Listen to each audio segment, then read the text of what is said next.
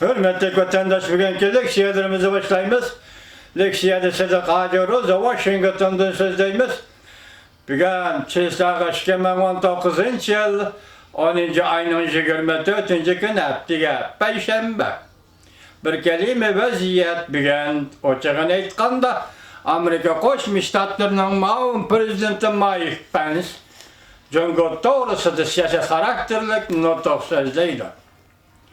O notaqda atigicha belki bizning leksiyamizda atigicha anlaşılmalar mümkün vatandaşlar agar yazma şekli yetib kelsa.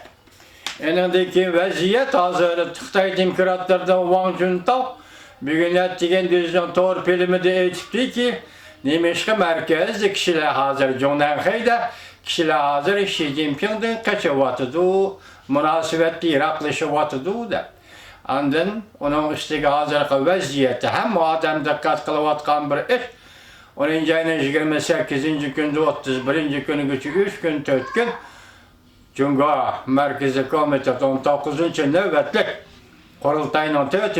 umumi yığını çakırıldıken hem iş bununla merkezleşken şundaklı bir gün sizlerle söz edilen Govingoy efendinin iştipaçilik siyasetiyle sizlerin dikkat kılıdığınlığı işinimin. Çünkü bu leksiyada Govingoy'un sözüde gayri gepler turvatıdır hürmetli vatandaş. Leksiyana başlayımız mavzumunda. Amerika Qo'shma Shtatlar Davlat İşleri Mike Pompeo Shangang meselesinde Jungo va'dasida turmadi deb tanqid qildi. Mavzuda xabar 10. ayının 23. günü Jungo'ga nazar to'g'ri betida e'lon qilindi. Xabar mundaq başlandı.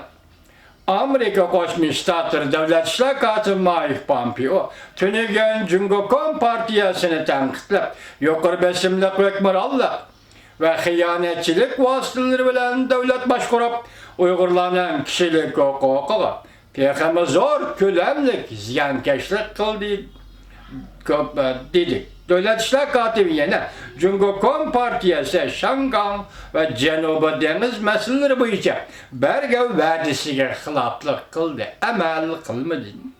Ular Jungo Kompartiyasining yadroluk meseleleri idi.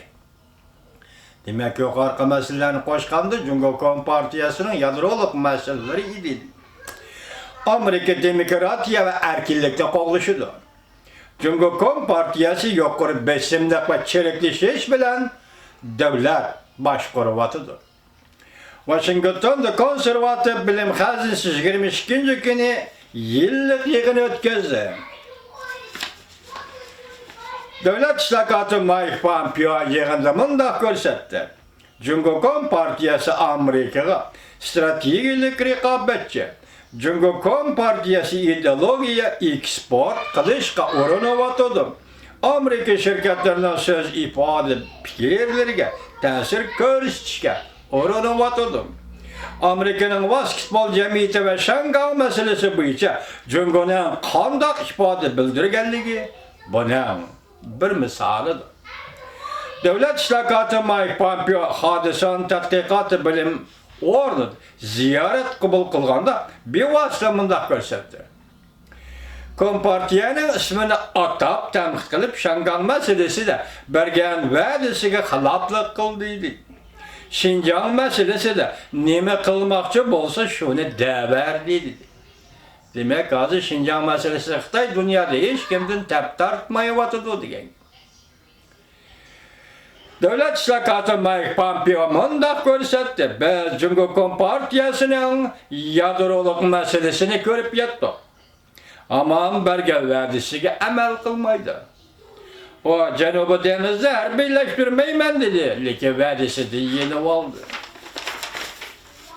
Shangang meselesida o'xshash. Bu onun bir davlat ishqi tuzum ve kapolat qilishini biz umid qilamiz. Xinjiang meselesi kelsak ahvol haqiqatan osal. Jungo Kompartiyasi hozir zo'r ko'lamda kishilik huquq ziyonkashlik qilyapti, dedi Davlat İşleri katibi Mike Pompeo.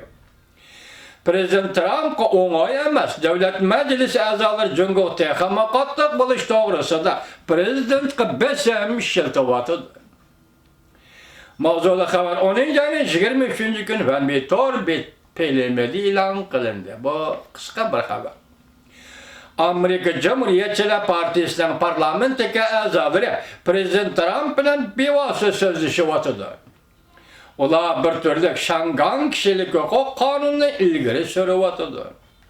Bu qonun ma'qullansa Amerika Jungo munosabatiga ziyon yetkazadi. Balki dastlabki kelishimni imzolashga ta'sir ko'rsatishi mumkin.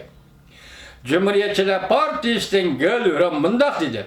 Biz aniq signal tarqataylikki, biz Shangang xalqi bilan birikibdi. Agar Jungo 1997-yili kelishgan kelishimga qurolli qarshi turadigan bo'lsa, men gapga diqqat qiling hurmatli vatandoshim. Biz intayin kaskan usul bilan inkas qaytarishimiz lozim. Nima deydi? Gelgülüm mundaq dedi. Biz aniq signal tarqataylikki, biz Shangang xalqi bilan birikibdi. Agar Jungo 1997-yili kelishgan kelishimga qurolli qarshi turadigan bo'lsa, biz intayin kaskan usul bilan inkas qaytarishimiz lozim. Amerikada Jungoga qattiq pozitsiya qo'llanish ikki partiyaning birdek ko'z qarishiga aylandi. İki partiya a'zolari mushu navbatlik davlat majlisida 150 turli qonun loyiha ma'qulladi. Buni hammasi Jungoga qaratilgan qonun loyihalari. Prezident Trump hukumati Jungoga qattiq maydonni ko'rsatib qo'yishga tayyorlik qilyapti.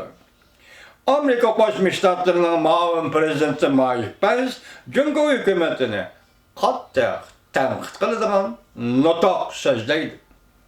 Bularning hammasi Amerika Jungo dastlabki kelishim imzolaydigan paytning orqasida yuz beryapti.